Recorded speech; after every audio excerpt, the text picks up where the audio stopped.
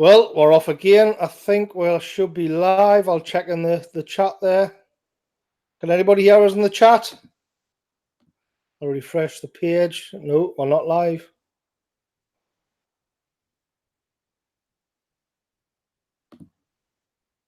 Everybody does this at the start of the streams, don't they?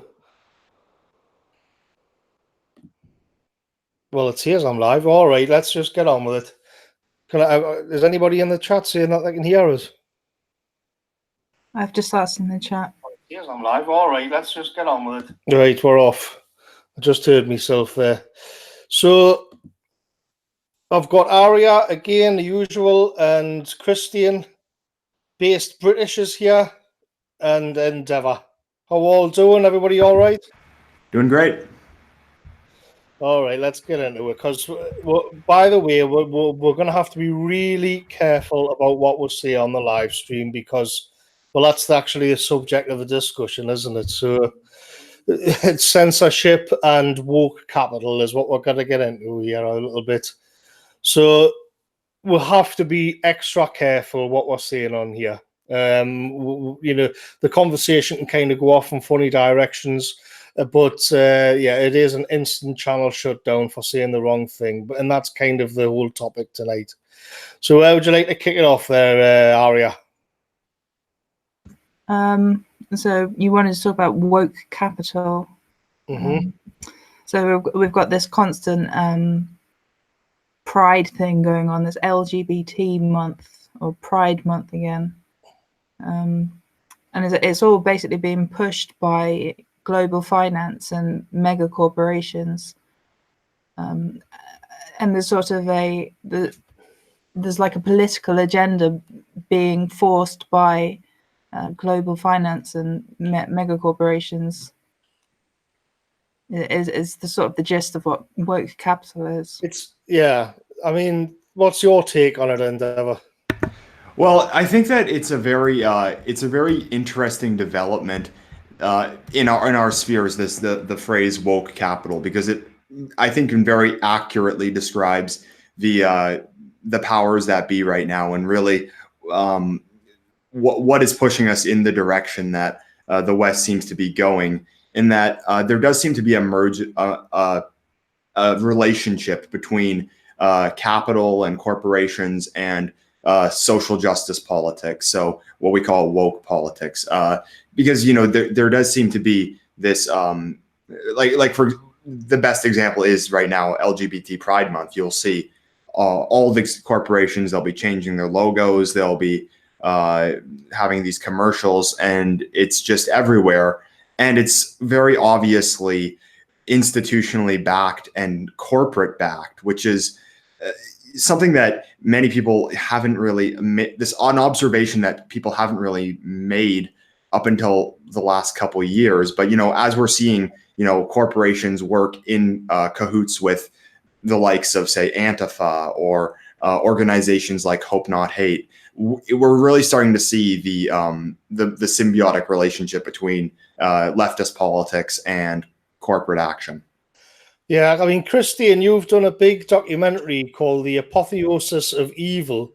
And so it charts like a huge sort of stretch of European history. And can you see that the money power and capitalism, is that touched on in your video, where they are, because they're supposed to be sort of neutral, and or at least always going towards the market and the profit margin? And do you see that popping up when you had that big take on history, where they aren't actually neutral and they are messing around in the social fabric of a society? That's right. Yeah, there's one section in the documentary where there's like a speech of Jonathan Bowden, and he sort of gets into the sort of consumerist aspect of society that's kind of rotting the core of our civilization. I don't go into too much detail in that aspect with my documentary. It's mostly just like history based, but yeah, there's little red pills here and there on that particular subject. Because the assumption was, let's say you go back a bit, that capital and finance, if anything, then they were on the right. And because it was sort of, can you just mute yourself there again, Christian? Of course. Sure. So it was implied that it would be, if anything, leaning in a conservative direction. And that's why it ended up on the right. The right ended up owning all of the misery in the world. And this is how I see it. And the left got to play rebel against the system and make great hay on that.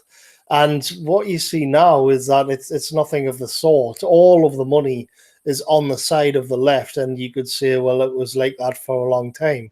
And I think it's a disaster for what the right became, because it's just this soulless shell. And if you're going to take the money power away from it, it's got nothing left for it going forward at all, which is like, say, in the 1980s, you had Margaret Thatcher. I think that was when it really became all about economics.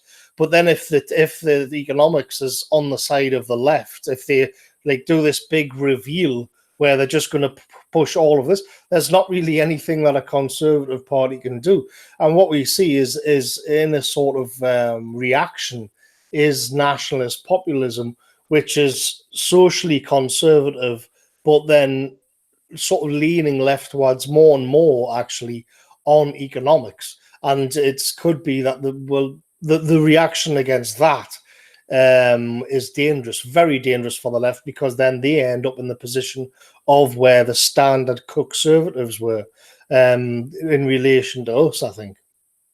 Yeah, when I first got like interested in politics, I sort of looked at the world, and there was neoconservatives. They were like the right wing.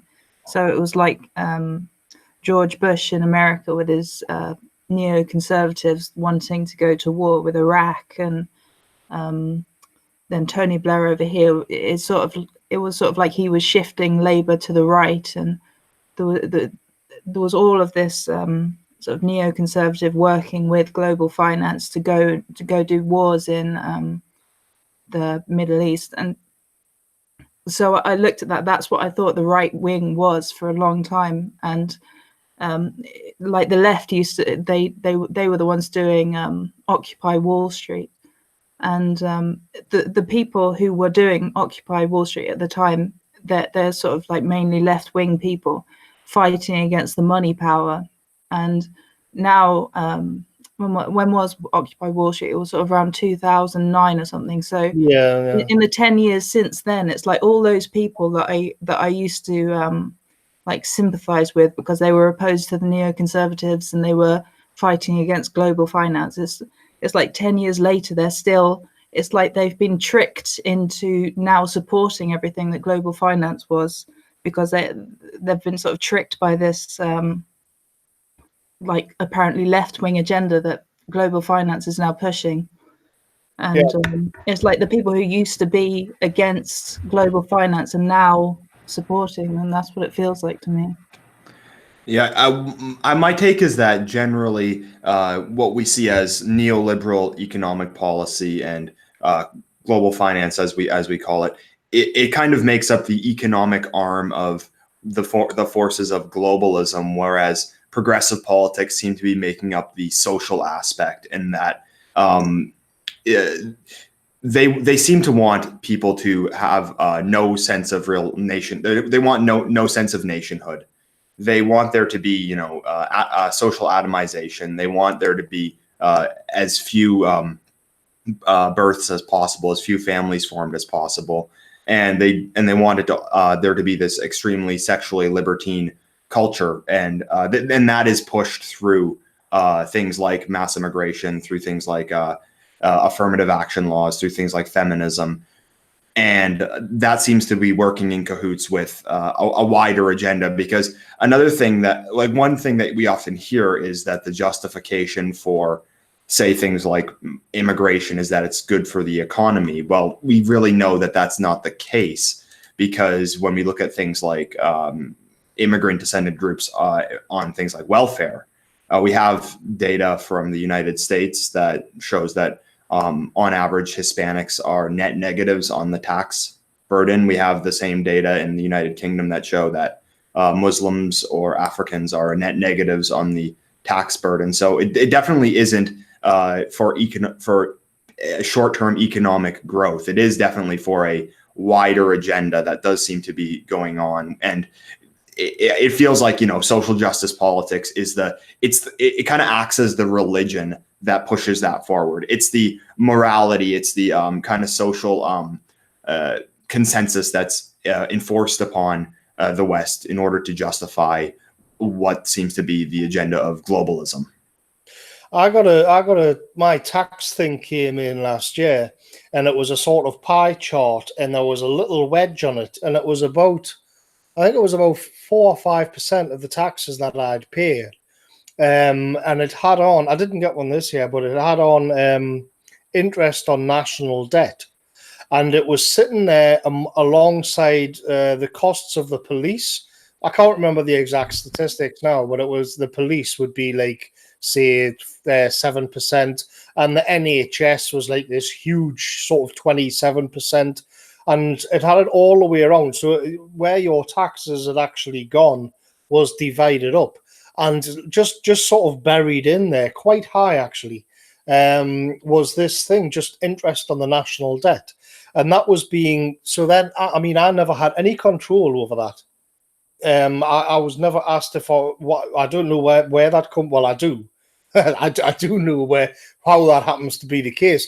But the fact is, the government has got itself in debt to central banks, and then they are passing off the cost of that directly back on to what we are now as citizens. And it seems to me that the one way, what they can do is to go back to the central bank. Let's say you had a static population or a population in decline.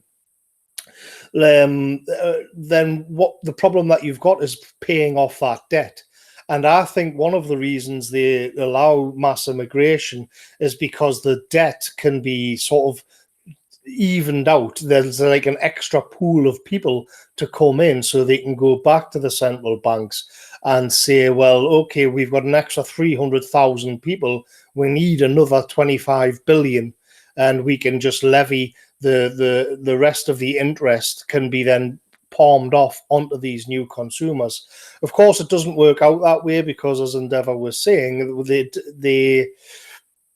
on paper it looks good. Do you know what I mean? On paper, that sort of can level itself out. But I think that is definitely a fact there, because if you had a declining population or a static population, they're going to end up just being absolutely overburdened with debt. Do you see what I mean? That's just a theory. I haven't looked into it in any great detail. Yeah, I wouldn't know. But I mean, I kind of, as I pointed out, though, that the tax burden is not really being shared evenly, because you'll see that that large portions of the population are not paying taxes or are a net negative through things like welfare. So, I mean, like a study that I saw was that a huge portion of Muslims in the UK, for example, were unemployed.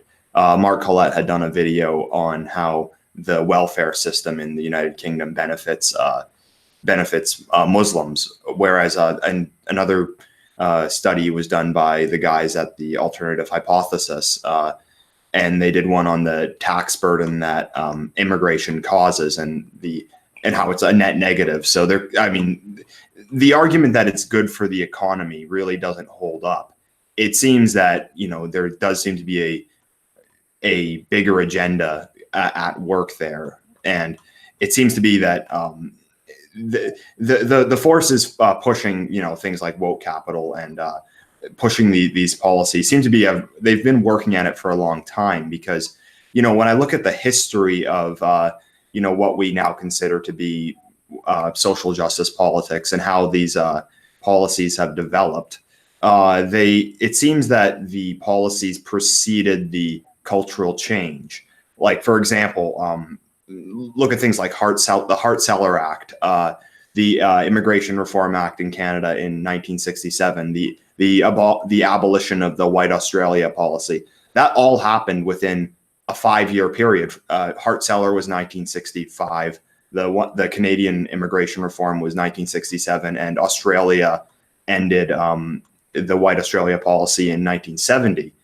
And then at the same time, we saw the sanctions a couple of years later, the sanctions placed against South Africa, which obviously employed, what would be called white nationalist policies. So when you look at the long-term trends, woke capital is not something that is new. It is something that has been kind of slowly eased upon us for several decades now. And I tend to think that the social change is more a reaction to that rather than the social change changing the policies of corporations. Like, I don't think for a second that these corporations are celebrating LGBT Pride Month because that's the way that the culture went. It's very much the opposite. I think that really institutional strength was behind pushing the culture in that direction. I don't believe for a second what the sort of centrists like to peddle, where these massive corporations, which are these masters of the universe, are now woke because they've got purple-haired feminists on the board. That's just I don't buy that for a second. No. Well, I sort of feel like all of this economic arguments is just sort of like smoke and mirrors, really. You sort of have George Soros coming on TV to tell us that your population is going down, and so you need more immigrants. And then at the same time, the same media that's promoting him are running all these articles about how you need to stop having children because it's good for the environment, and there's all these sort of things that they do to try and suppress the white birth rate. And I think in the past, all of these economic arguments were sort of convincing, but it's in a fiat capital system anyway. So if they really wanted to sort all of this out, they can just print money when they want. They can take money out of the economy. So when you start talking about like massive quantities of like hundreds of millions of people they're trying to bring in from Africa, like Macron has this Euro-Africa thing where he wants to bring, and the people in the EU as well are talking about, we should make Africa and Europe the same economic zone. So like nothing about that is to do with the economy. And it's Homo economicus, where all human life on Earth is being reduced down to just economic. I mean, I talk about this a lot on my YouTube videos because I think it's the sort of driving factor. The problem is there is like a force behind that. Yeah, we can't actually discuss anymore because they'll shut you down. Yeah, it goes beyond like what you were saying earlier. Like global finance has this like motivation of wanting to reduce people to like atomized economic units that they can just move around, and but it sort of goes beyond that. It's sort of about enforcing like a human hierarchy where they see like white European people as a threat to their system of power and system of control, and their ability to print and take money out of the economy, the fiat currency system. They see us as a threat to that system, which is why they sort of want to beat us down in the hierarchy and just do whatever it takes to suppress us.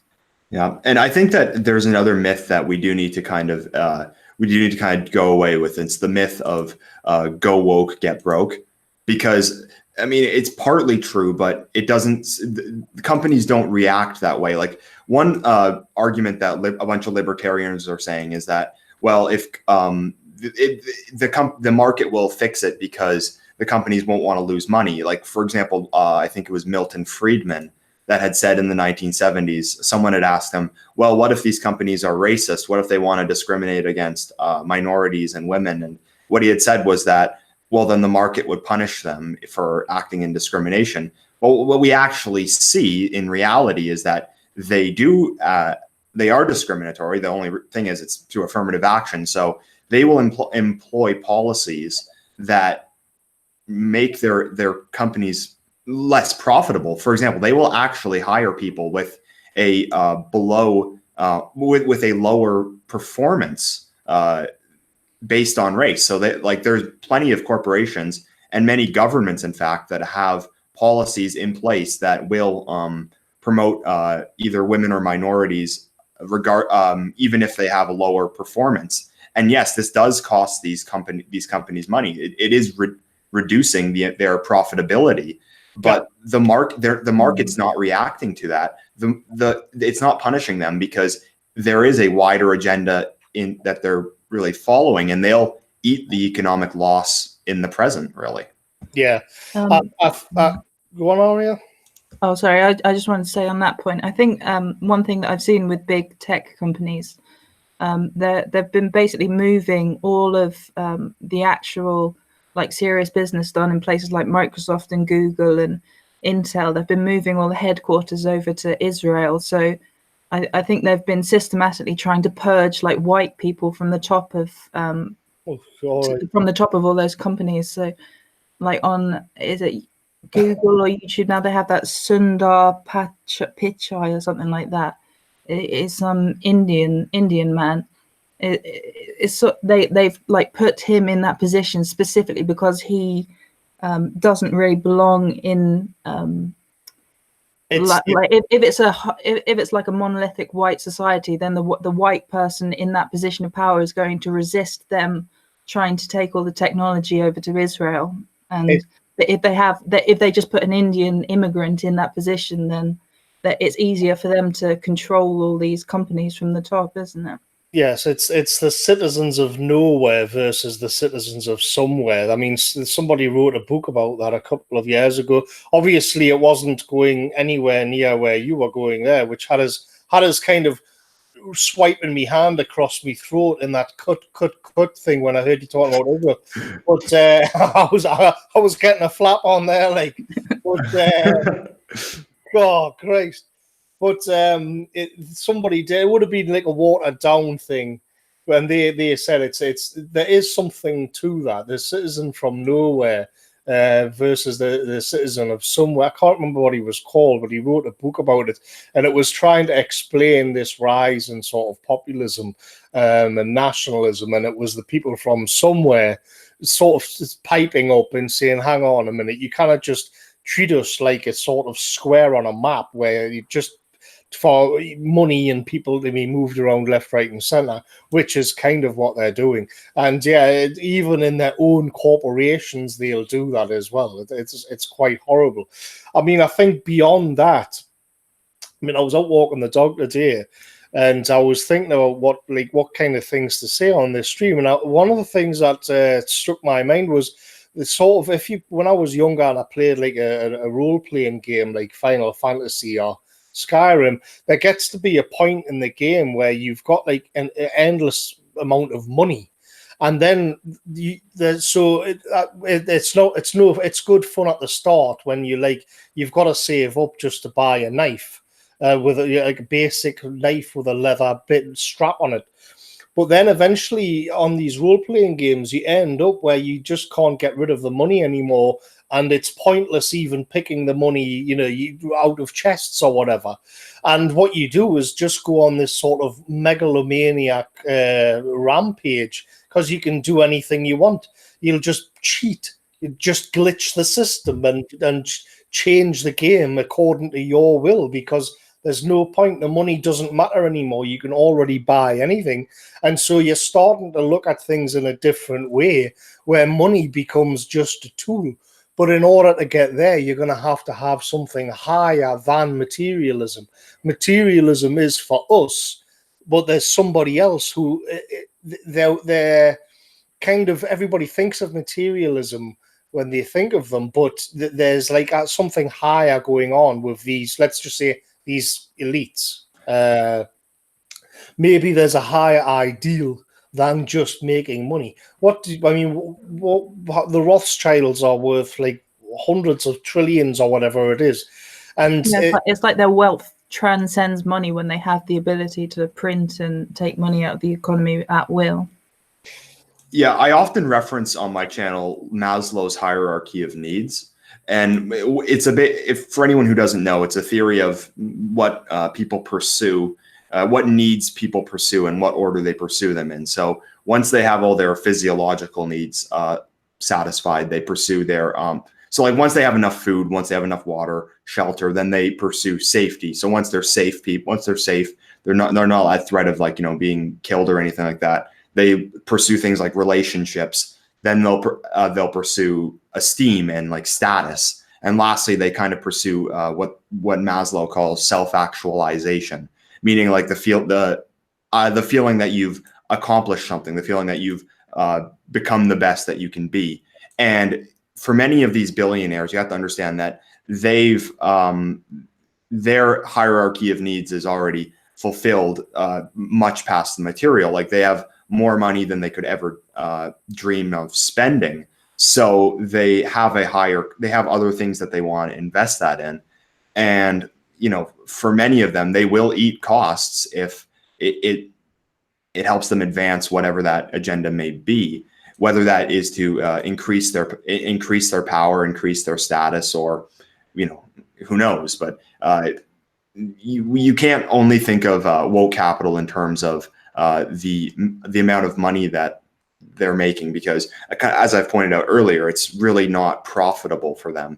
It's more about advancing another agenda. And like a good point that I mean, I haven't really been able to hammer down quite yet what exactly that agenda is, but I think that one convincing argument I've heard is that of that Devin Stack had used, that what he pointed out was that in the third world, the ruling class live like kings. They have almost absolute power. They can be as corrupt as they want. There's no threats to their power, and and they're just so secure that if eliminating say European populations, if having a population that's more of a servant class, that is not based in a nationality, that doesn't have as high of an IQ, that isn't able to really kind of rise, you know, up the ladder, just like you might have seen in Western civilization, that secures your power quite a bit more. And that's kind of a convincing argument for why they might want things like third world immigration, when it really doesn't benefit the economy. Maybe it does just make them more powerful, though. Well, the thing is, let's say the master plan does go on like decade after decade after decade. So you may get like a generation of lefties or capitalists who have these crackpot ideas, but then they'd be sort of sidelined, marginalized, and replaced by sane people again. That's not what we see happening. I mean, I remember when you go back 10 years and I was looking for answers on all of this stuff. This had me baffled for a long time, because I would think you would look at a country like Sweden, and I couldn't understand that. I assumed that Sweden would have looked like, you know, the ideal of Sweden. It would just be blonde people wearing blue dresses and being beautiful, sort of, you know, swimming and stuff like that, like the perfect Swedish image that you had before you realized what was going on.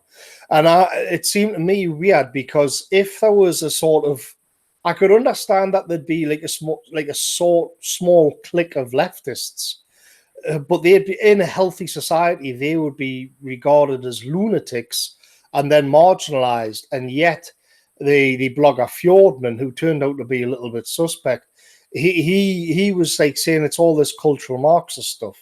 And I still couldn't understand it, because, okay, I understand that the ideology is there. What I don't understand is that it's hegemonic in the society, and that at no point somebody stepped in and shut these people down. They did. I mean, there was a cultural Marxist thing in Japan, and they did become completely marginalized and a bit of a laughingstock. I think it was in the 1980s. And yet, when you somewhere like Sweden, they'd become all powerful.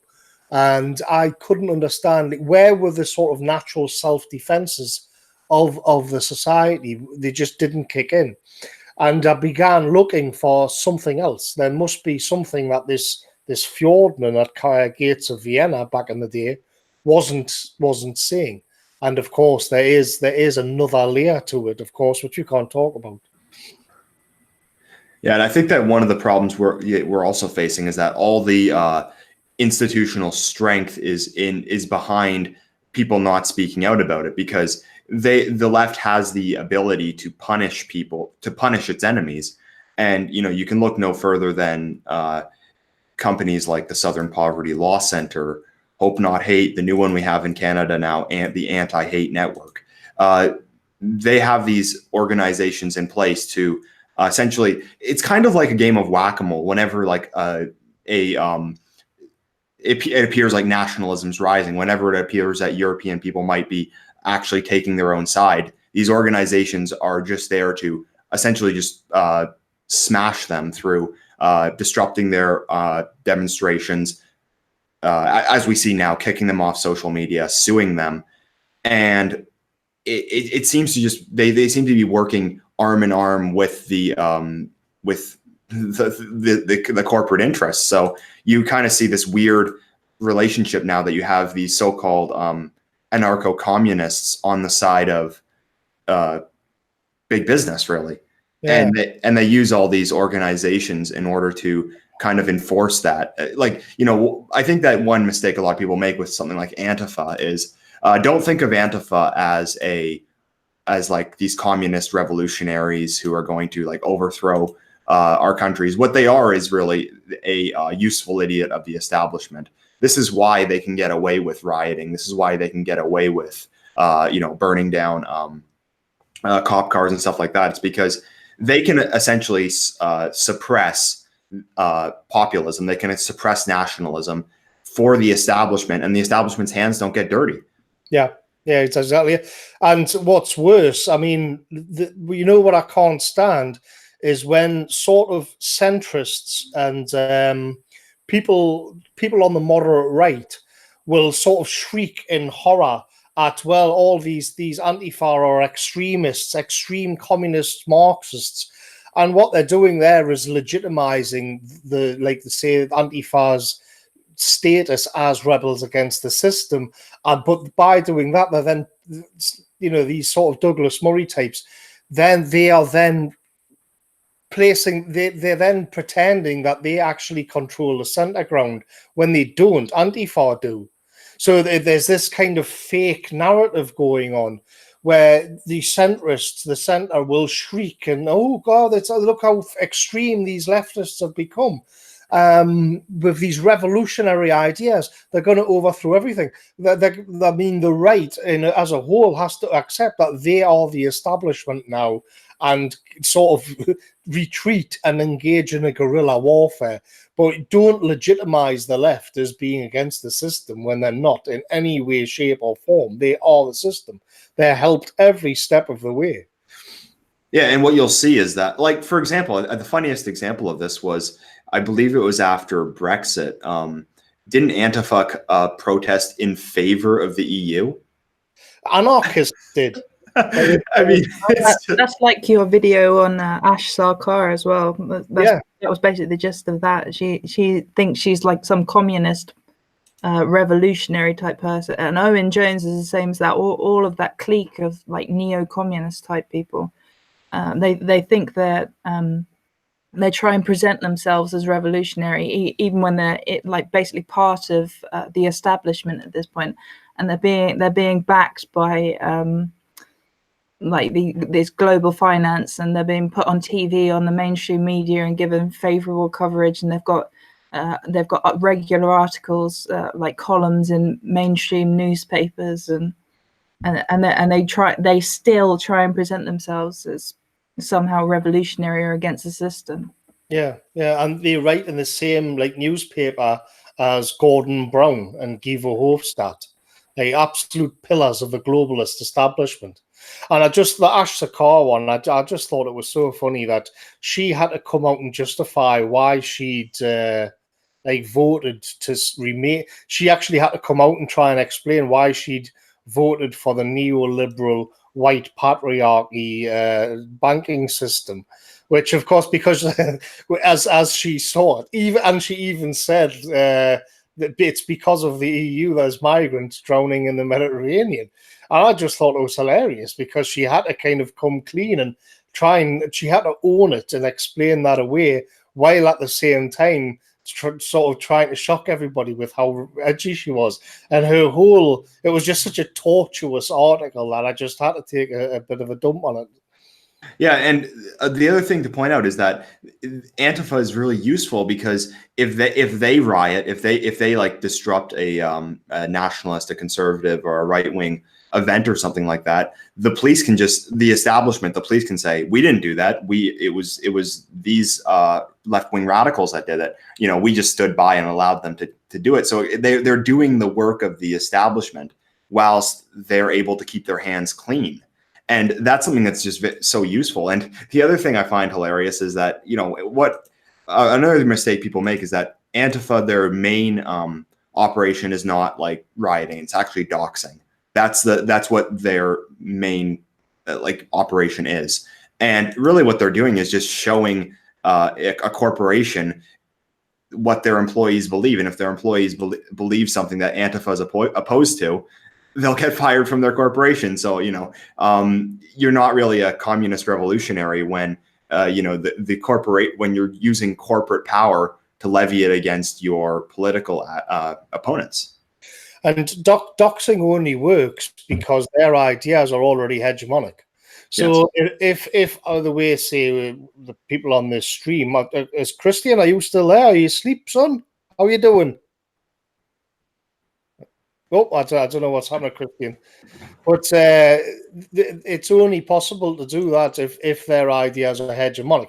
If the way we looked at the world was the dominant strain of thought in the culture, then it wouldn't matter if you were doxed because nobody would really care. Nobody would.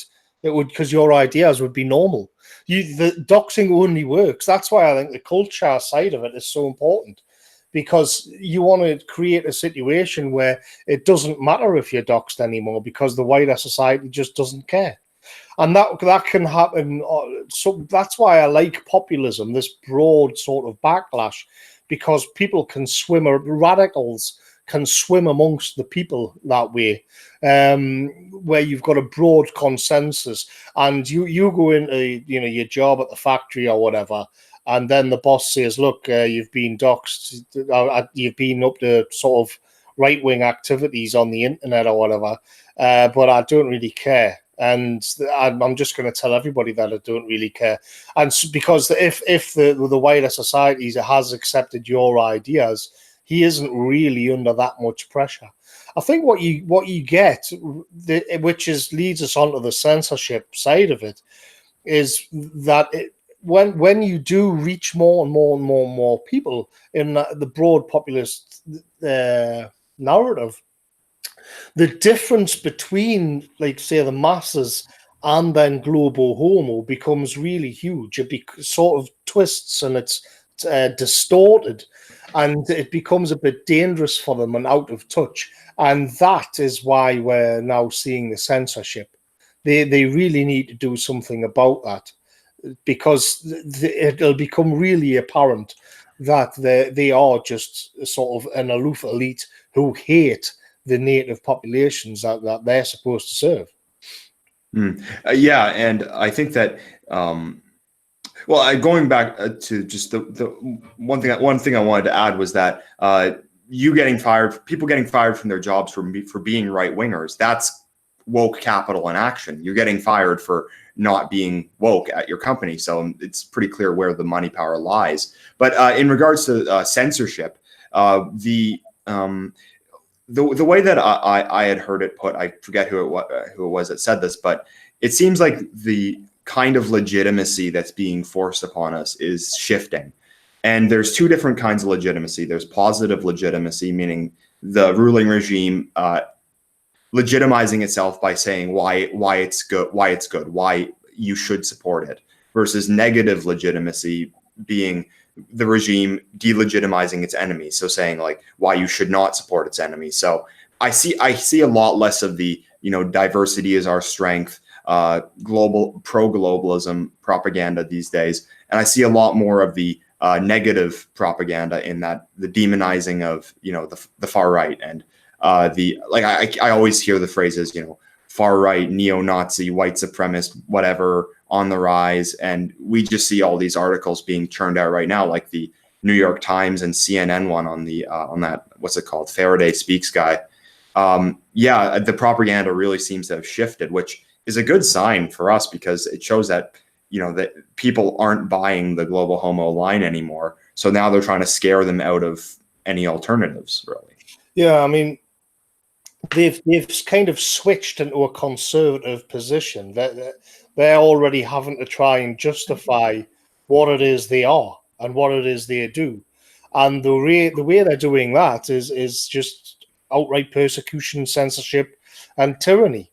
It's funny because the left used to scream on about being persecuted. If you go back to the 1960s or whatever, the left used to scream blue murder about the slightest. They never faced any censorship, of course, because as we saw before, where capital was always kind of on their side. But even if a sort of, you may find like a sort of Christian somewhere who put up a bit of a fight, then they would scream blue murder. Yeah, we had in Britain an old woman called Mary Whitehouse in the 70s, and she was kind of calling out the degeneracy which was slipping into the television. And the left, absolutely, sort of liberal metropolitan types, absolutely could not stand that woman. They never forgave her for that. And that was one old lady calling out the degeneracy, but you'd think she was rounding them up and throwing them in camps. I mean, what I'm saying is, I think that the conservatives were really, really genuinely tolerant of the left when the left were in the weaker position. They were really just pandered to everyone. And I'm not talking about sort of bought and paid for shills. If you like, it was a weakness of classic liberalism that they just handed over the microphone to these lunatics that we've got running the society now. I think you said, Ender, about how this Antifa is like the stick that they used to beat us down, but I think this pride stuff is the positive side. It's like it's like global finance when they're sponsoring all these pride events. It's like they're trying to recruit all these like gay people, I guess, or anyone who sort of identifies with pride. They're trying to identify that entire class of people to defend the current system and the current order of global finance. I think one sort of theory I have about this is that it's sort of like a system of morality where global finance says that they're promoting like love and pride and all these good emotions, and they try to say that everything that they don't like, everything that's bad for them, they just put all of that under the banner of like hate. So it's a system of like love, hate, morality. Like in the past, we would have had, like Nietzsche says about how the master morality was like the good and the strong versus the weak and the bad. That was good, bad morality. And then that was overthrown by slave morality, which was good, like holy, and the meek are the good and the holy, and the people who were like the strong, they're the wicked and the evil. So that was good, evil morality. And now we have a system of morality where they say that everything that they want is love, and they associate it with all these good emotions like pride. That's what they constantly have to ram pride down everyone's throats. And the other side of that morality is calling everything that they don't like hate. It doesn't matter that you don't hate anyone. You just want to preserve your culture and people and nation. It doesn't matter that you're not like motivated by anything. Like they're under their system of morality, they have to call everyone who opposes them in any way hate. So even if it's not LGBT people who are rallying to their sport, it's other people who see what's happening and they think, oh, I support love and hope and good emotions. I don't like hate and nasty emotions. So even people who aren't necessarily LGBT, they will also come to like rally to the support of global finance in this same system. Yes, the social justice politics, or whatever you want to call it, progressive politics, that is the religion that comes along with globalism. So yes, they define pretty much anything that is against the agenda as hate. So, and then the other thing you have to understand is that it isn't really consistent. So that ethnic pride for one group is okay, whilst it's wrong for another group. And yeah, and basically the side that they'll always fall down on what is allowed and what isn't is really what helps push forward that agenda that we had kind of addressed earlier. But it does kind of whittle the dialogue in the discourse in Western society down to the level of complete retardation, doesn't it? Whether you're on the side of love or you're on the side of hate, and it's just so defined, and there's no room for discussion. There's no nuance, nothing. And this is the society which produced Bach and Charles Dickens and Tom Wolfe, and it's like it is this dumbing down. I was at me mother puts a big dinner on, family dinner on once every month or something.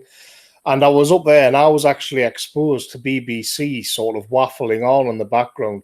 And it reminded me of what people have said before, where because I never watched television.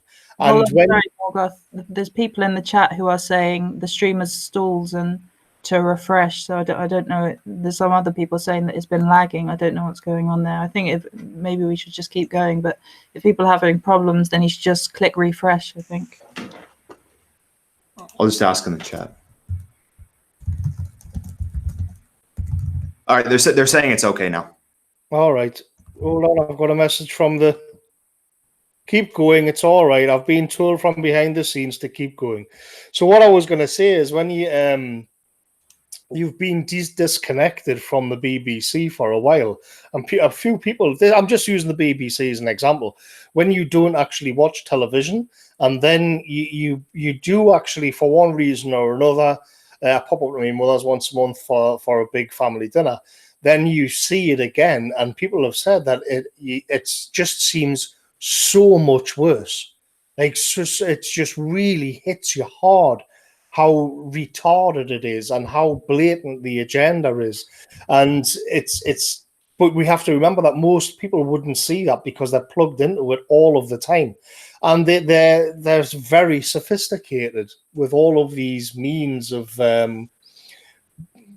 perpetuating the agenda and the narrative in ways that drip by drip and day by day it is getting ramped up, but it's only when you haven't been exposed to it for a while, and then all of a sudden you think, Jesus Christ, it's just like this outright global homo propaganda. Like, I don't know how any normal person can stand that, but I suppose if you're not used to being away from it, it's the norm. And it's weird because this is the kind of thing that people on the left, like Noam Chomsky, used to talk about in the 90s. That was it. Manufactured Consent, his book.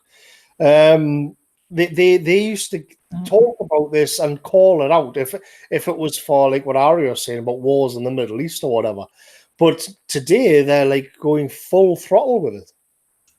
Yeah, I think from the perspective of global finance, like, they're seeing all the numbers of like how many people are starting to wake up to it, and I think they're just trying to catch people who are ultimately, like, the vast majority of people in the West are still going to be comfortable, so they're not going to pay all that much attention to like the details of what's going on or the psychology of why any of this is happening. So from the perspective of global finance, it doesn't really matter that there's some people that are sort of getting pissed off. It's still the vast majority of people, or a critical mass of people are still like going along with it, and they see it's okay, and they're going to click like, or they're going to follow one of these pride things on Twitter or Facebook or something, and it's going to keep the system churning along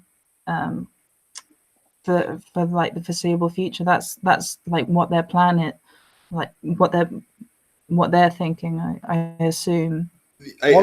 Yes, a guy that he put it very well. If you guys probably know the distributist, I'm buddies with him. He put it well that a lot of these words are what he says that they're magical words. So what he means by that is a word that has dire consequences for if you're identified as that, but it's very vaguely defined. So for example, the word racist is something that you could ask 10 different leftists, what does racism mean? And you'll get 10 different answers, and many of the answers will contradict each other. Yet being considered a racist is essentially enough that it would get you fired from your job, and in certain jurisdictions, depending on the offense, could get you in legal trouble. And the way that the morality kind of works is that you kind of have a clique that is able to decide who is racist and who isn't racist, and they're able to impose consequences upon said individual through that. And he compared it to being considered a witch in say the 16th, 17th century, where the definition of witch essentially just meant whoever that being at the time the church, whoever they decided was not living up to the morality of the present day would be a witch. You can kind of see racism as that today, because it's really something that it doesn't make sense as a concept beyond just, you being declared a heretic. Like, for example, is saying a fact racist? Is it racist to say something that is true? Well, it depends on what that suggests, So if you say that a certain group is more likely to commit crime, is that racist? Well, depending on if that group is, if they commit more crime than white people, then it's racist. If they commit less, then it's not racist. So, think words like racist, or think of words like, I don't know, like homophobia, whiteness. Yes. Think of these words as kind of their kind of way of labeling people a heretic. It's funny. Can I just say, yeah, it's like that meme that I post it quite often. It's like, if a white person moves in, that's gentrification, that's racism. If they move out, that's white flight, that's racism. If they see color, that's racism. If they don't see color, then you're ignoring racism, which means you're racist. So it's like, literally, like, no matter what you do, you can somehow be accused of being a racist if they don't like you. And they sort of demand that you, if you speak out against anything that the global finance is trying to do, or if you say, well, white people, we should like, people of European descent, we should be able to have our own countries as spaces as well, or something like that. They just demand that they insist that means you hate someone, or they insist that you hate everyone else, and it's impossible to win. I saw a thing on Twitter today, but I mentioned it on the Ash Sakar video about these professional non-white anti-whites. So Ash Sakar is obviously one of them, and another one's called Kahindi Andrews, and he has a book out called The Psychosis of Whiteness. And so, I really enjoyed Distributist's series on these magical words, because they are magical words. They are like sort of purely metaphysical things, and whiteness is the worst one. I definitely think that. Well, I'll get into that here. When I do live streams, I thought of, sometimes I have ideas for videos and I don't do them, and I kind of like to offload it onto live streams as a bit of a sort of sweetener for me, for the subscribers of the channel.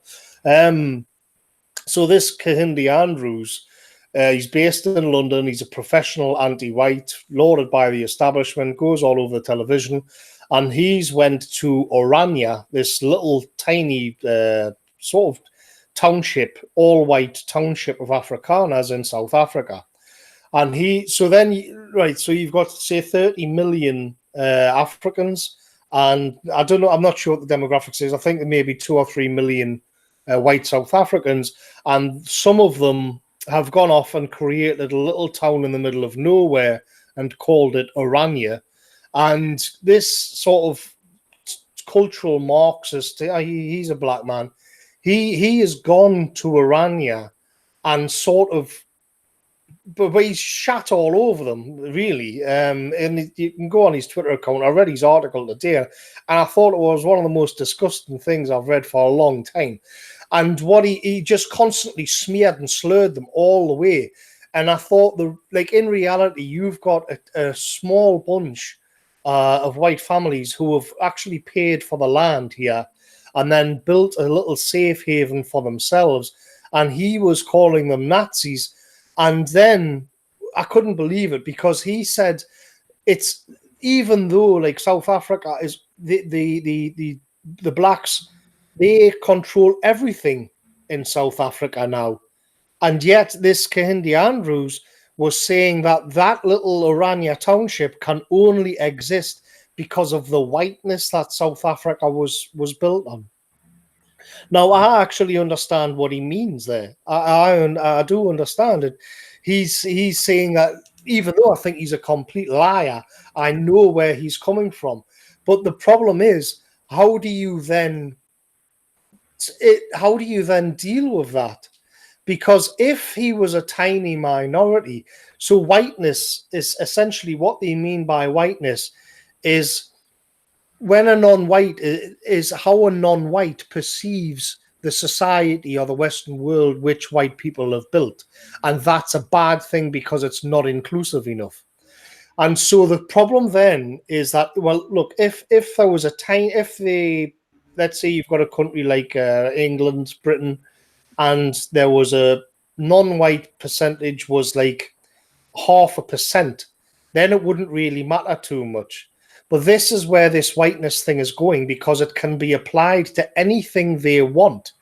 And what has got me worried about this is, what are they going to do to remedy the situation of whiteness then?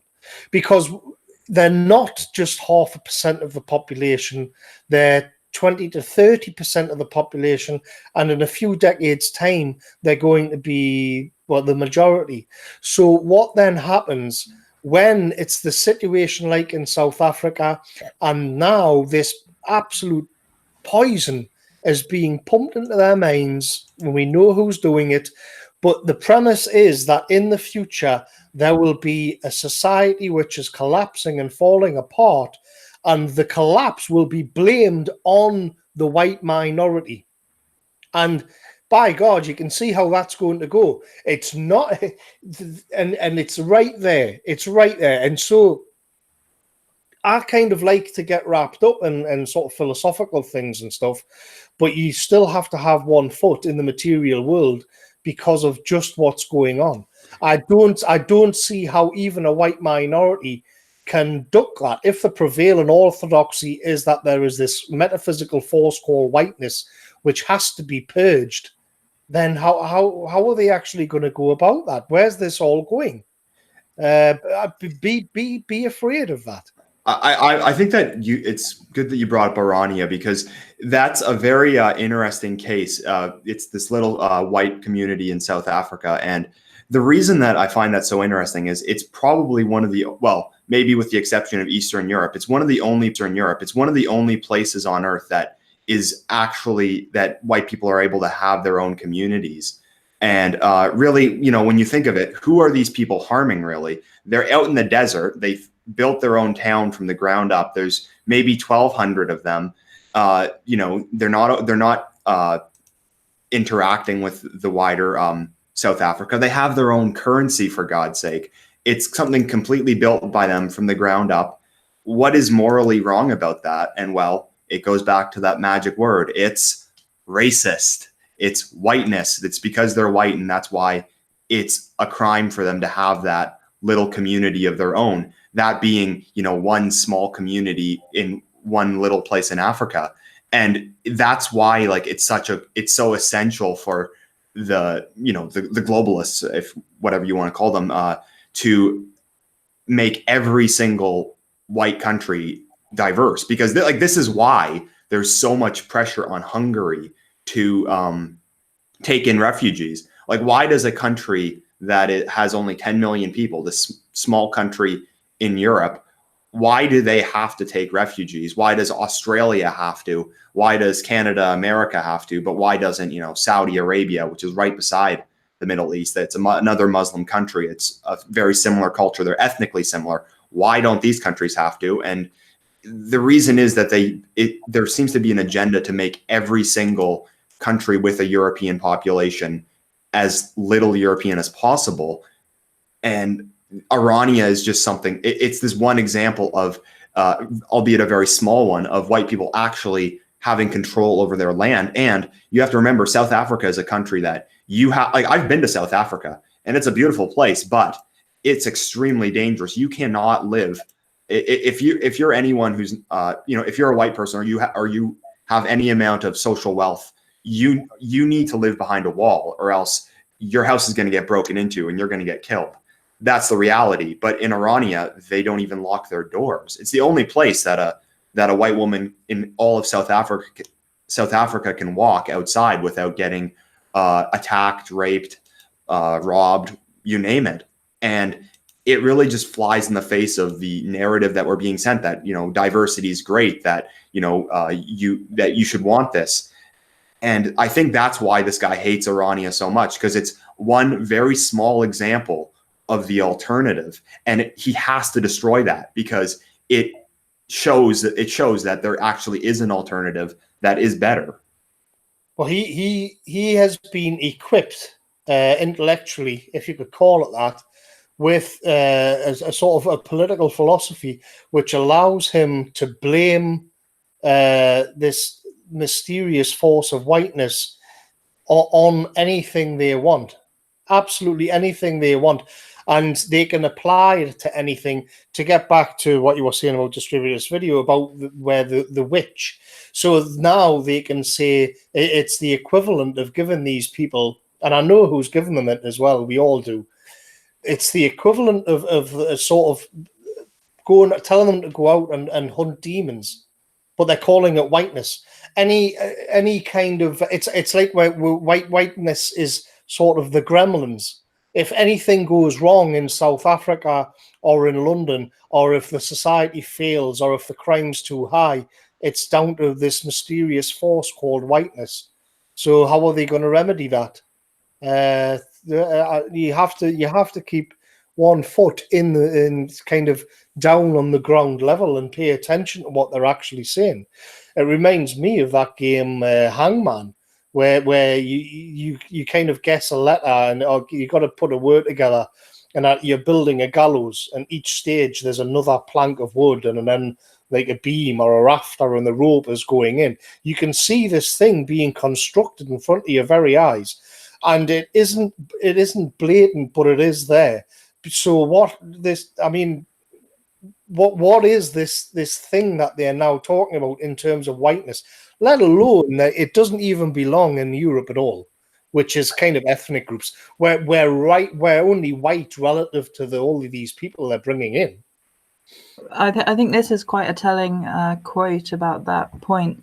If you've heard of that Talia Lavin person on Twitter, who's a member of the tribe, she says the only role suitable for white people is to act as race traitors to whiteness and to dismantle it, this hollow, false, hideous thing, malleable and rigid at once, this edifice of cruelty built around and for us. So it's just all comes from like a particular minority group, that it's like their psychosis as a little group, their own insular little like tribe and community and tradition that exists, and looking around at all the people around them, and they sort of hate. It's just hatred for white people, and they want to destroy all the people around them.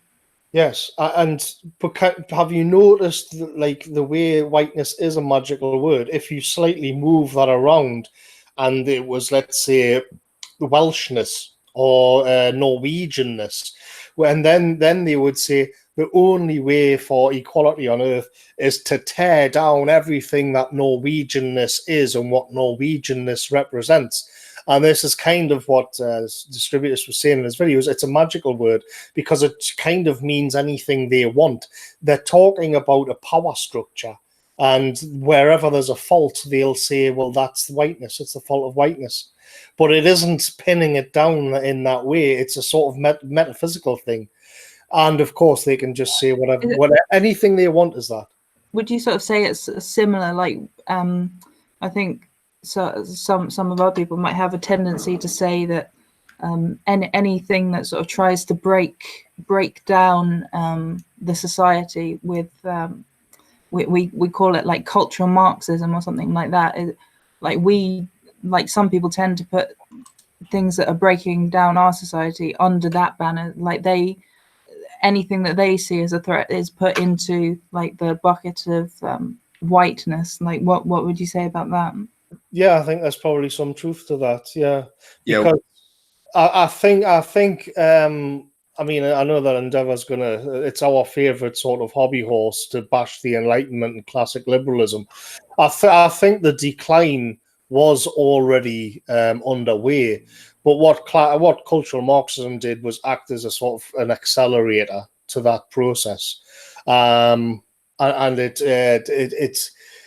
it was sort of turbocharged some of the problems which are already appearing because of liberalism, which we could have rectified in one way or another.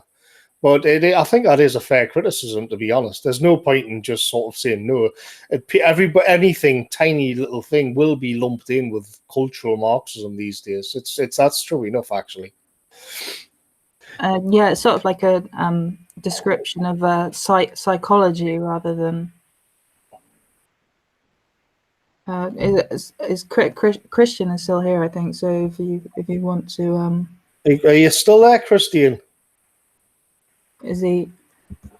I think he's fallen asleep. No, he's still here. Are you having trouble like unmuting your microphone or something? Well, I don't know what's going on. But yeah, where were we then? So cultural Marxism as a sort of right-wing version of whiteness. The thing is, the decay is already there. The problem is, the non-whites do have a point in a way, because Western civilization was built with white people in mind. We didn't consider how it was going to affect someone from Bangladesh or Pakistan, but that I don't understand why that's a problem any more than Thailand or China has been built with other people in mind. The premise is false. The premise is that every society has to be equally inclusive. So I don't know what to say to that. It doesn't have to be like that. You can live somewhere else. And in the case of South Africa, where black people have complete control over everything, there's no reason for them to sort of not do whatever it is they want to do. There is, and it's that they've been handed a civilization which is not of them, and they don't really know what to do with it. So there is a kind of element of deep truth to it, that when they look at all of these cities falling into ruin around in Africa, in a way they can kind of say, well, yeah, this is the fault of the Europeans because we don't know what to do with all this stuff. But that's too harsh. And it also asks the question of what is the natural state of an African. You'll notice that it's particularly the Africans who have this. The Muslims tend not to bang on and on and on about whiteness because they've got a much stronger identity of their own. They don't need to invent a sort of anti-identity in the way that African Americans or whoever, there's no point in being disrespectful and stuff, but in the way that African Americans have been, there's been a kind of anti-identity crafted for them. Muslims tend not to be that bothered or interested in it because they've got their own authentic identity. Yeah, and I think that one of the problems is that we like the arguments that are used to justify this could easily be debunked. The problem is that there's no debate about this. Like, it's taught in the education system that the reason for Africa being poor is because of European colonization. It's because of white people, and it's because of racism today that's why Africa is still poor. Which is obviously not true. I mean, you could point out that, Ireland had the potato famine. Well, why aren't they poor today? or I don't know, Germany was bombed during World War II. It was leveled at the end of the war. Why are they not poor today? And I mean, this stuff is just so easy to debunk. But the problem is that the power structure is saying that this is the case, and there's really no debate to be had about that. And like, this is one of the major problems, is that of the left's institutional strength, is that they're able to craft these civilizational narratives that really have no basis in reality. And this is why the censorship problem is so bad, because we need an outlet to actually address these. And social media has been that. It's been a great resource for us, but we're going to need some way of keeping it that way, because they want there to be no conversation about this whatsoever. Yeah, I mean, just to sort of switch gears slightly, back, you mentioned the censorship, which has been affecting YouTube, because we hardly spoke about it, but it is. I saw a thing from Distributors to Tweet, and he always has a sort of knack of drawing something interesting out, and he'd pointed out that when Black Pigeon Speaks got banned, when you did a YouTube search on Black Pigeon Speaks, the first video that popped up was from that awful lefty called Sean. You know, he's got that kind of skull avatar. Yeah. He's a real dick. And I thought, isn't that strange? Can you imagine sort of a year in the future, and you could search around, you could spend some hours going on a big website like YouTube, say a year or two down the line, and you would have all of these like heated discussions and videos going backwards and forwards of giving a point of view or this or that. But the problem is, you could then search, so you would come across, say, Sean's or some video from ContraPoints or whatever, these big lefty channels, and they'd be replying to another channel, but that side of they were gone. That whole sort of counter argument had just been erased. So all you got would be these masses. all you had would be these masses of videos replying, but the side they were replying to in every single case had been whacked and disappeared. So how weird would that be? I mean, can you imagine writing, if you were like a college student, leaving aside, all the lefty bullshit in the colleges, can you imagine being a college student and having to write some sort of doctorate on the politics of YouTube? And you're like, yeah, well, I don't know what to say. There's only one point of view on there, for Christ's sake. The opposing argument was removed from the entire platform. And most of the time with those, they call themselves like bread tube people. It's after like it's a book from the 1800s called The Conquest of Bread, which is sort of like an anarcho-communist book or something like that.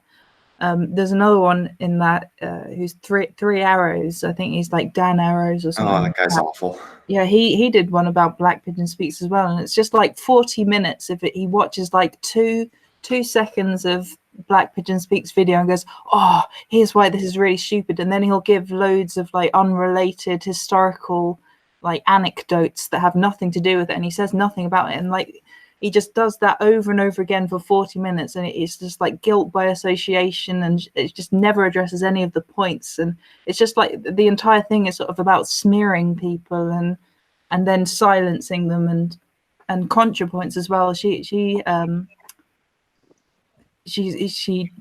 talks about like not talking to like fascists. She calls everyone who disagrees with her.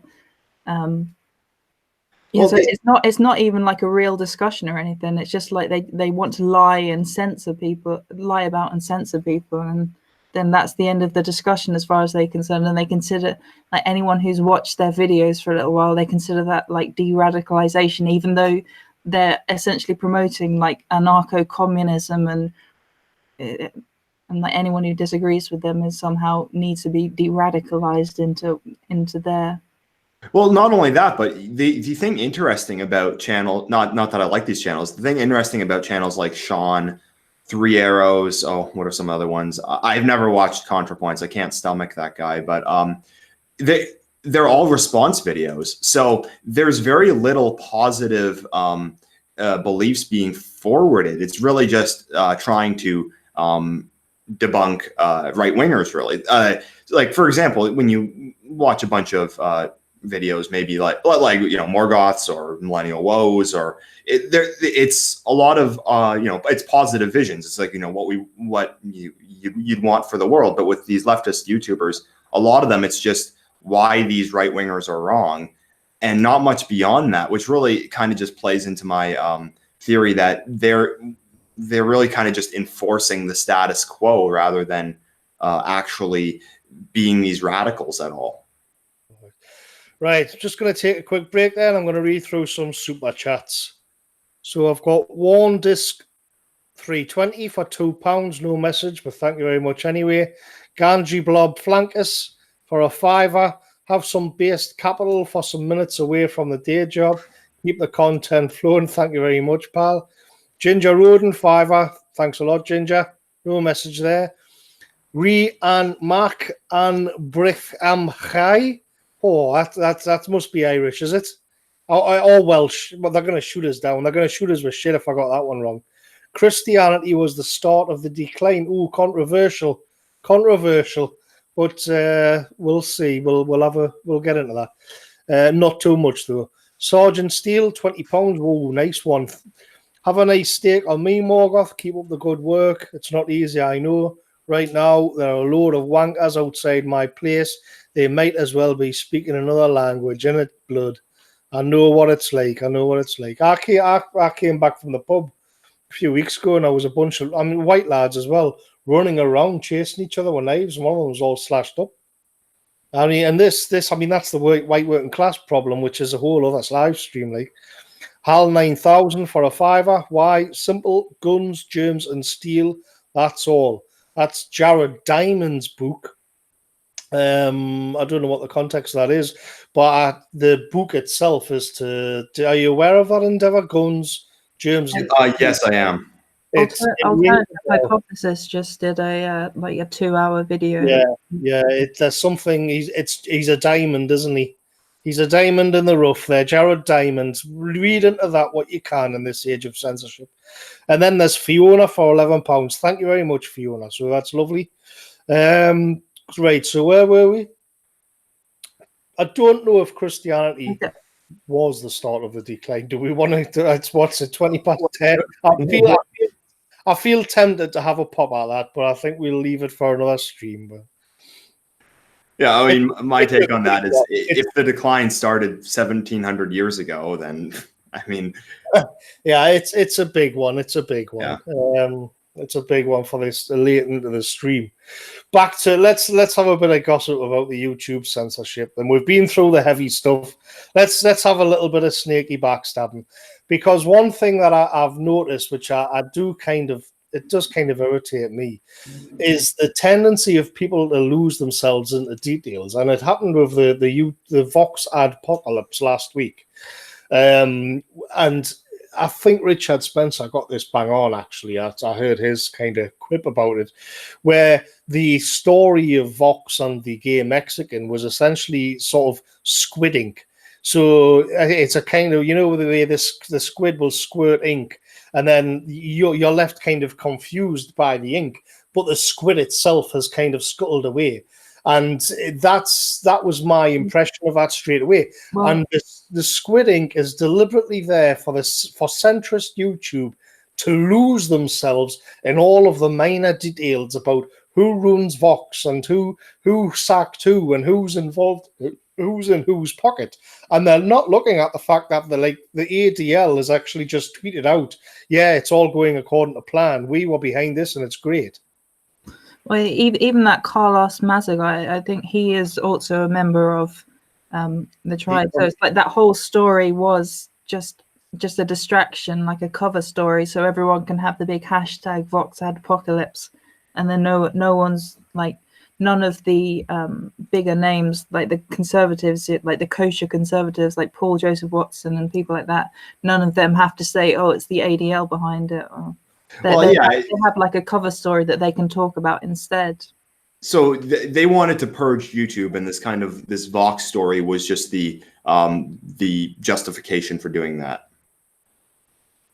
Yeah. Well, not so much the justification. It's just the entire thing was just a cover story and a distraction. What, like, people were talking about Stephen Crowder, and like nobody was speaking about like Jared George and UKIP are getting their channels deleted for no reason.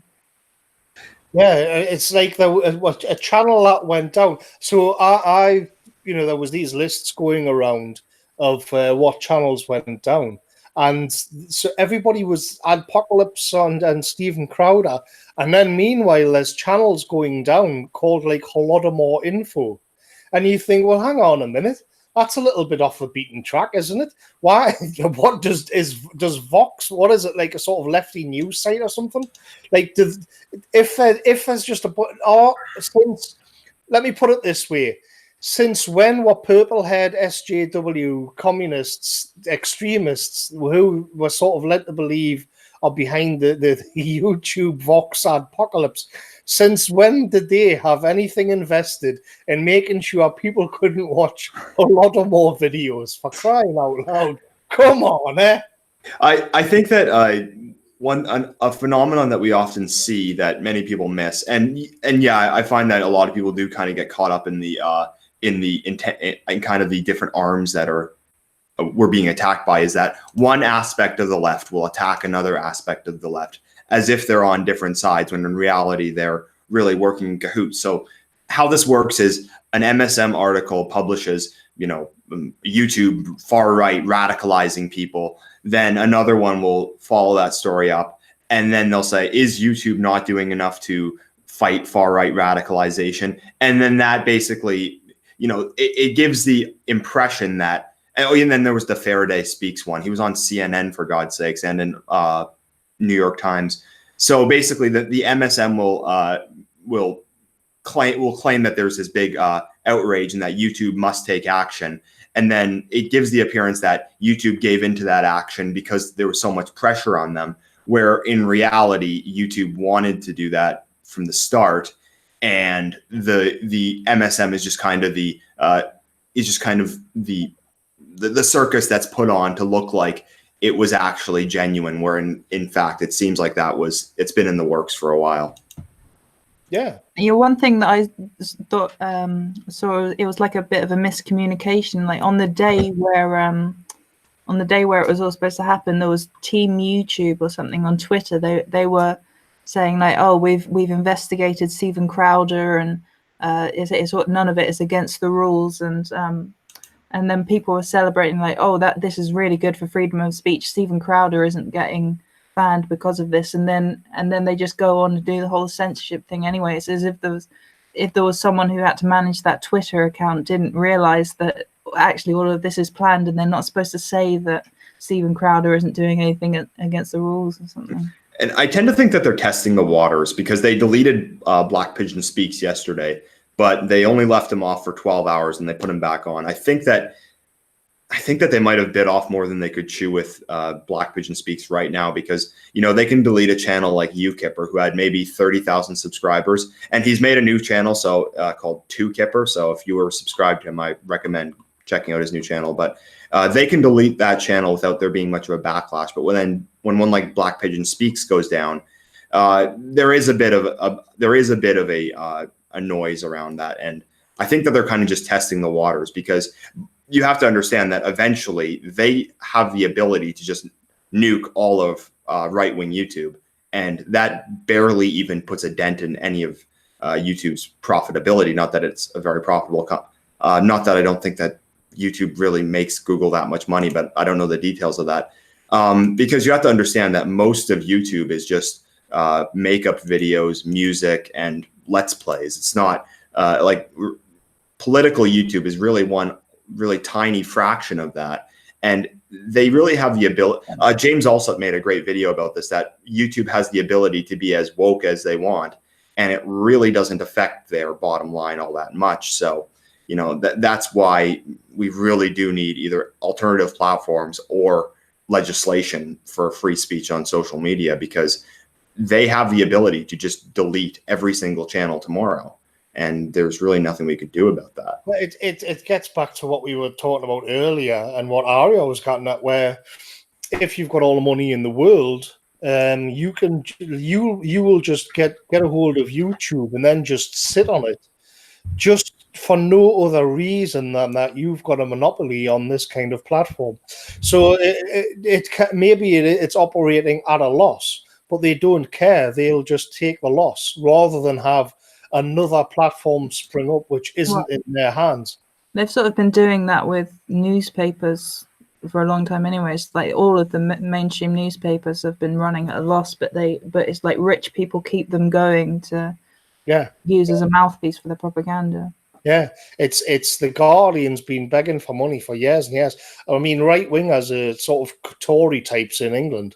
They've been saying it must be coming close now. It must be, the Guardian must be going bankrupt now. They've been on the bones of their arse for like 20 years, and it never happens because they're just getting funneled money from behind the scene because they're propaganda. Propaganda is not supposed to make money. You're supposed to pay for the propaganda, and that's what it is. Like Twitter's the same as that. It's like a global corporation that's like, I don't think it's ever made a profit. And when Milo Yiannopoulos got banned for the first time and they started just randomly banning people, like big names, there was talk about how, their share price has gone down 20% since they've started banning all these people. But it's like never going to make a difference. Like the people who want to control all these networks, it doesn't matter. They have like as much money as they want. They just want to keep control of these major social media platforms so that they can enforce their political views, and they want to keep control over all the newspapers so they can keep putting out their propaganda. And it's about keeping control of the culture and none of it, like the money, none of it really matters. They're just going to keep, like, even if Twitter went bankrupt, they'd just buy up the next big thing that came along or find some way to shut it down. It's power. It comes down to power. And it's funny to when you look at it and you strip it all away, to just when you remove sort of questions of good and evil from the equation and you look at it in this purely sort of Machiavellian pragmatic way, then it is just about raw power without any kind of higher morality or anything behind it. This is, of course, sort of a million miles away from starry-eyed libertarians who believe everything should be dictated by profit and loss, as if there isn't anything higher ideal than that. This is just, I mean, I will say, I think the whole thing with woke capital has absolutely destroyed libertarianism, which of course means more people are, what do they call it, the pipeline, the libertarian alt-right, libertarian to alt-right pipeline. Yeah, so then they do have that problem because they've the way sort of woke capital and sort of censorship is behaving is creating more radicals who then have to be shut down in other ways.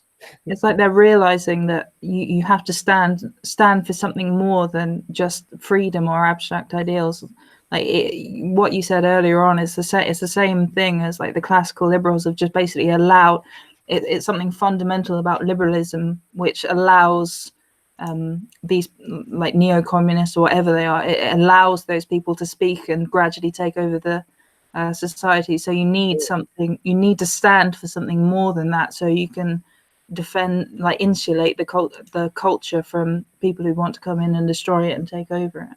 I mean, we've got this thing in the moment. Probably, we'll go for another 10 minutes or so, and we've got this thing with Joe Brand at the moment. And have you followed that one endeavor? Have you seen what's been going on with that?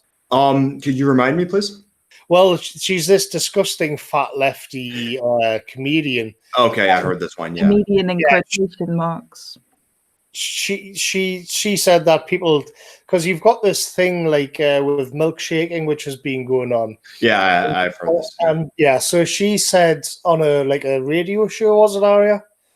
Actually, I didn't hear where she actually said it. I've just seen it spoken about on social media. But she said that oh, we shouldn't. I think it was on a radio show, but she said, oh, never mind throwing milkshakes at people. I'd like to start throwing battery acid at politicians. And I think people were like laughing at it in the studio, so I assume it was a radio show. And of course, this is like just a few weeks after that, the exact same sort of clique. And Jo Brand herself was on a BBC program calling Sargon like a neck-bearded little pervert. I can't remember exactly what it was. Oh, I think she was like the main host, and then it also had Jess Phillips on as one of the panels on like this comedy show where she called she said, "Oh, the neckbeard that is Carl Benjamin," or something like that. Yeah. They were just shitting all over him. Yeah, they were shitting all over Sargon because he'd made an offensive joke, and then you've got like what, just 2 or 3 weeks later or whatever, and then she actually comes out and says it. And what I find retarded from the kind of spiked types, the spiked online types, it's where it's just always about free speech. But the difference with that is that like Sargon is just like a sort of bloke with a YouTube channel, and he got like, you know, crucified for that joke. But then when Jo Brand is doing it, and they're laughing on national media about throwing acid in people's faces instead of milkshakes, then, you know, like, so like Sargon actually did get a milkshake thrown at him. And what you're seeing is like people in genuine positions of power and influence joking about people they've insulted for jokes, but they're saying they should be they're joking about throwing acid at them. And to sort of look at this in a free speech sort of way is just totally retarded. And then the BBC there's so much more at work here than just, it's not the free speech issue. The problem really is the narrative that's being pushed, in that if you can basically, according to the MSM, what's free speech and what isn't. If it's anti-white, it's free speech. If it's pro-white, it's hate speech. That's the way to predict how what their take is going to be. So, you know, a right winger calls for something like that, they're going to jail like pretty quickly. If you know, a right winger gets into a fight with someone on the street, they're going to jail. They're getting a criminal record. Antifa doesn't face that same standards. This Joe Brown doesn't face the same standards. Joe Brand, sorry. And what is also kind of scary is the fact that it's also the authorities that are in on it, and that you know, someone like, you know, like, for example, if Nigel Farage had said that, he'd be getting a visit from the police for saying such a thing. But there's just a clear double standard. Yeah, and then the BBC came out and specifically defended it and refused to fire her, even though they'd fired that Danny Baker a few back, which Morgoth thought did an excellent video about. They fired him for just making it like he has a skit on his radio show about associating rich people with chimps. So he posted that thing about a chimp, and they instantly fired him. Even though it was just like just a simple joke, and then they come out and defend Jo Brand talking about throwing acid, and it's the same as there was that CBS show, I think Black Pills did a video about it as well, where they have this black guy, and he's coming out talking about the Overton window, and we need to start like enforcing it, and we need to start punching people, and you'd think if all these anti-hate organizations, they're talking about, we need to stop hate and we need to stop incitement to violence and so on. Yet they have, they never say anything about people. They'd never say anything about Jo Brand, and they'd never say anything about this show on CBS or whatever it was called. Like it just shows like the hypocrisy of it. It doesn't matter that it's not about stopping incitements to violence or stopping hatred. It's about shutting down their political opposition, and they just use the word hate to justify it sometimes. Yeah, it goes back to the kind of the magic word of racism or of whiteness or whatever, that basically whatever they decide is racist or whatever they decide is hate is what needs to be suppressed. Whatever they decide is not, well, then that's okay. And I think that, you know, we pretty much can see what side that lies on. Well, they've internalized that kind of morality as well. So it's her sort of default position is that I can say this because I am part of the good people, and say Nigel Farage or Sargon or whoever it happens to be, they are there to be dehumanized, and they are doing it from a position of power and influence, and then to come out and look at it in that way, and just to try and sort of whittle it down to a free speech, and sort of like Spike do, or somebody else, some other, Katie Hopkins, I think it was, some other idiot, kind of went, oh well, we're not offended by this. Well, we don't care, because what they've got them on the hook, you see, because let's just say sort of populists on the right, Katie Hopkins is a disgusting shill, but she's forever calling out lefty snowflakes and complaining about censorship, and so now what's happened is Joe Brand has said this about battery acid, and now Katie Hopkins can't then complain about that because she's made such a song and dance about free speech.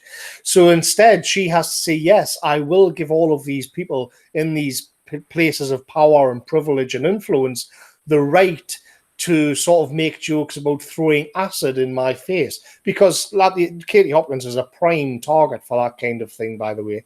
And so then they're looking up at the people, the elites, and saying, yes, I don't mind that you want to throw acid in my face and you think it's good to joke about it. It's completely retarded when you just whittle it down to that free speech issue. It's totally moronic. I mean, the thing that about free speech is that the point, like free speech is something that it's for a higher cause. You want free speech in order to advance you want it to advance discourse. You want to advance an argument. Saying you're going to throw acid in someone's face is not advancing an argument. That's just calling for violence. So it's completely different. But and this is one of my problems with a lot of the libertarian arguments for free speech. And yes, I am pro free speech, if anyone's wondering. But the thing is, like, I want it so that we can actually have these discussions that we need to have. I don't want it because, to have anyone, to give anyone the ability to just be a complete ass.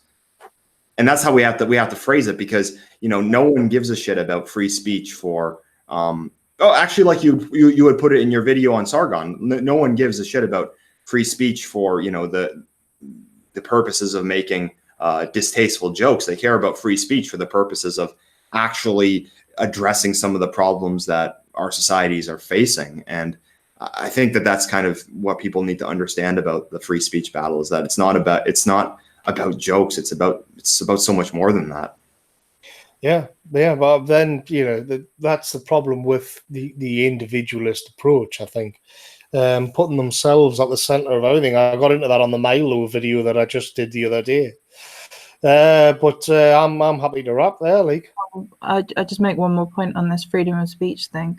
Remember, was it you, or I think it might have been Thomas Barden-Rees as well? We had that hangout, and then there was the discussion about freedom of speech and whether to, like, how you support freedom of speech, and there has to be like some barrier where you have to shut down people who are trying to undermine and destroy the society. So yeah, like you get, like, freedom of speech is a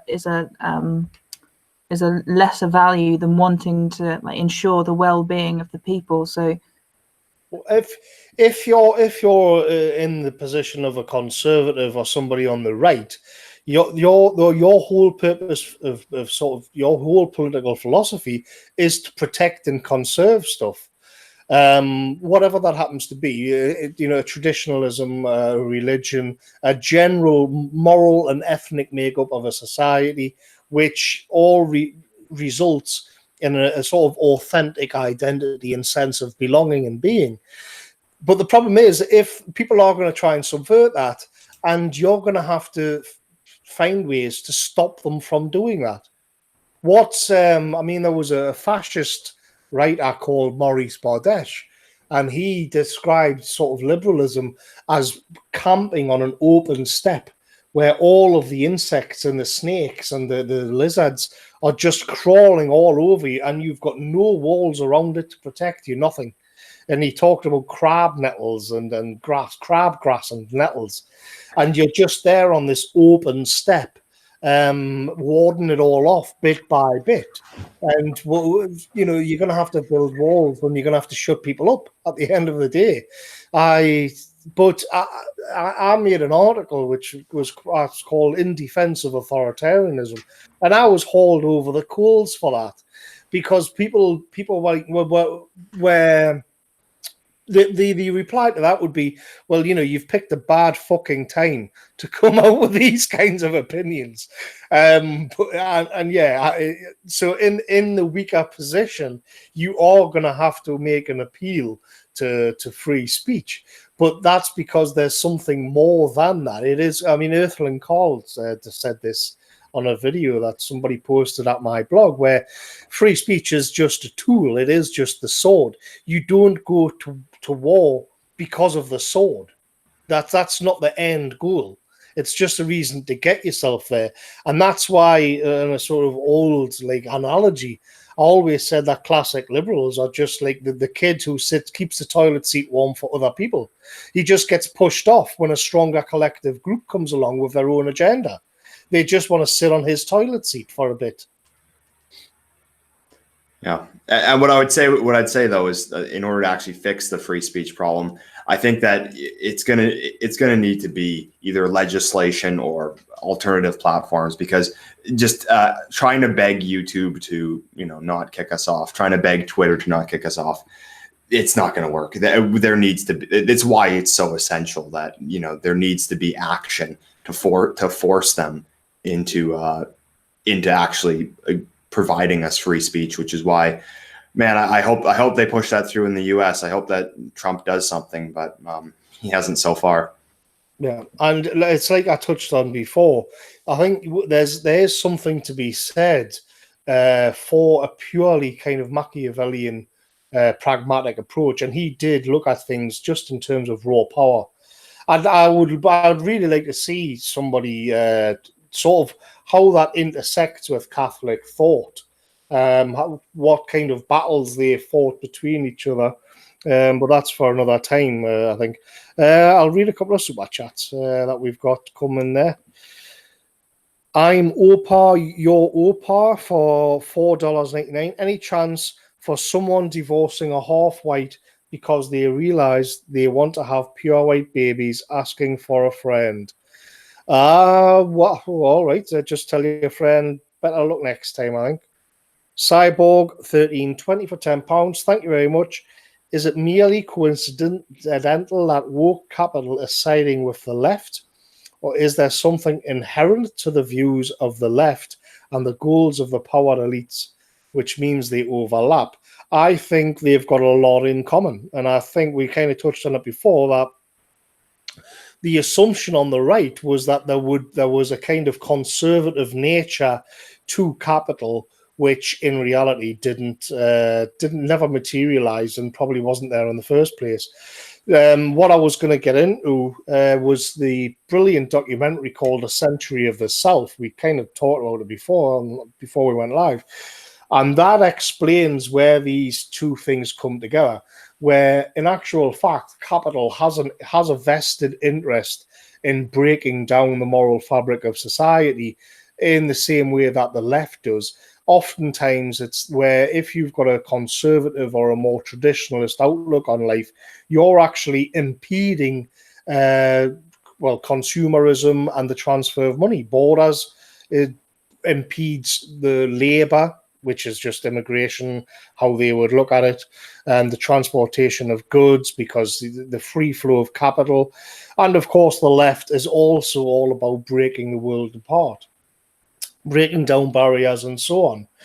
And beyond that, I mean, I think that there is a kind of general consensus being met, which a lot of us are starting to kind of, I mean, I talk about this a lot on videos, where you can have a kind of socialism, and distributors talk about this as well, where instead of it being a sort of worldwide proletarian revolution, it'll be provided by Amazon.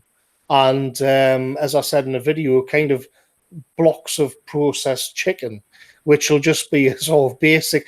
Everybody's needs are being met. So this is it now. Everybody, nobody's starving to death. This is, so in a way, the left and capital have gone hand in hand.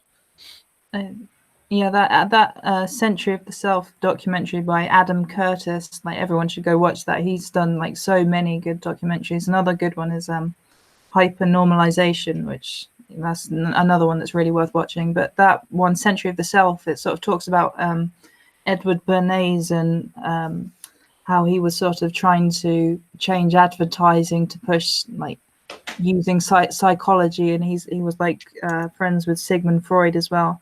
They were just sort of like trying to program the population, and now the guy who founded Netflix, he's like the great nephew of Edward Bernays, and he's also descended from Sigmund Freud as well. So it's like literally the same family is now pushing their like psychological propaganda and programming through popular media.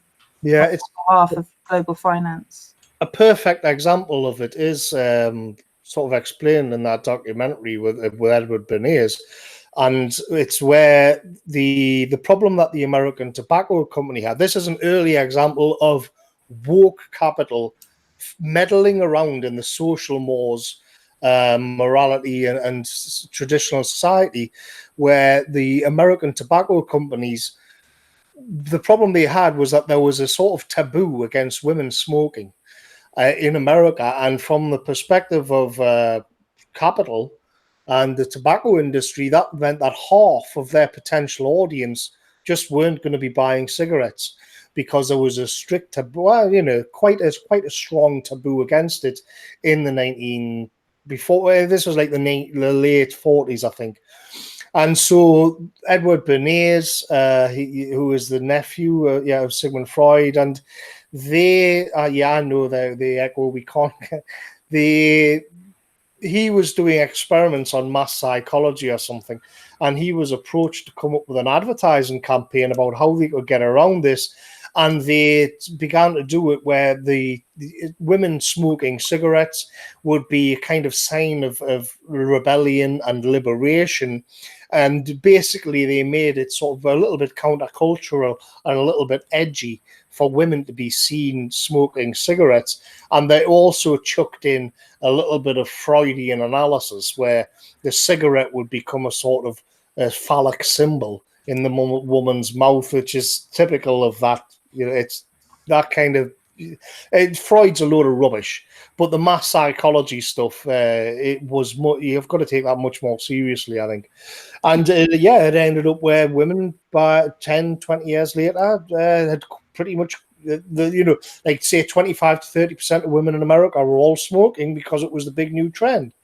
And then 20 to 30 years after that, they were all dying of cancer. One like contemporaneous example of this sort of programming is I saw today on there's this Antifa group, and someone posted like a snippet from one of their interviews, and what they said in it is, I'll just read the quote. It says, "One of the things we're interested in at the moment is the continued existence of reactionary norms such as the so-called nuclear family. By drawing on the work of Wilhelm Reich, who examined the idea of fascism as a symptom of sexual repression, we are taking the Reichian approach by advocating for the early managed sexualization of children so as to prevent the formation of any earlier fascist traits." So you see now they've got these pride parades where they've got little children standing around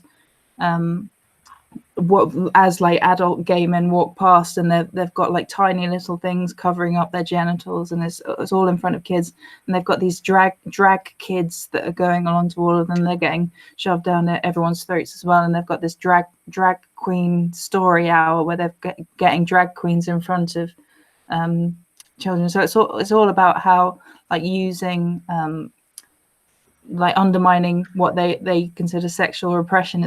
They're all trying to like psychologically program people for political ends.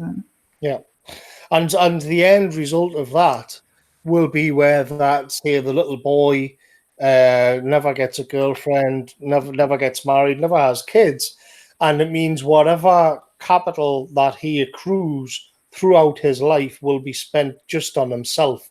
It'll be just consumerist junk.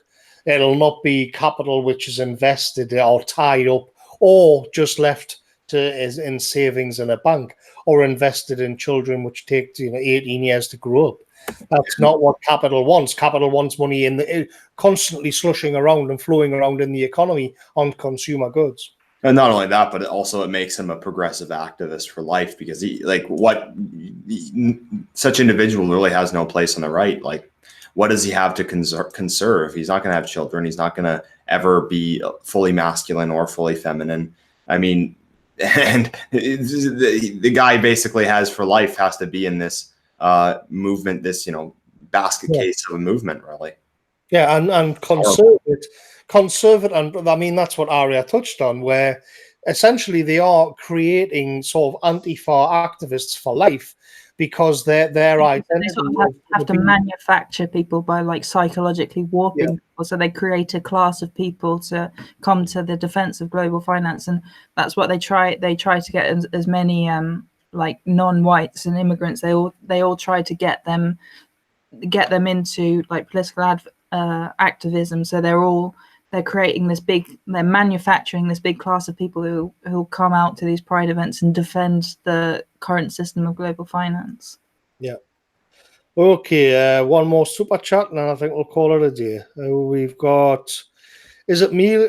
Oh, well, Re and Mac and I'm sure the Christ breath God Almighty, £2 is Viz degenerate?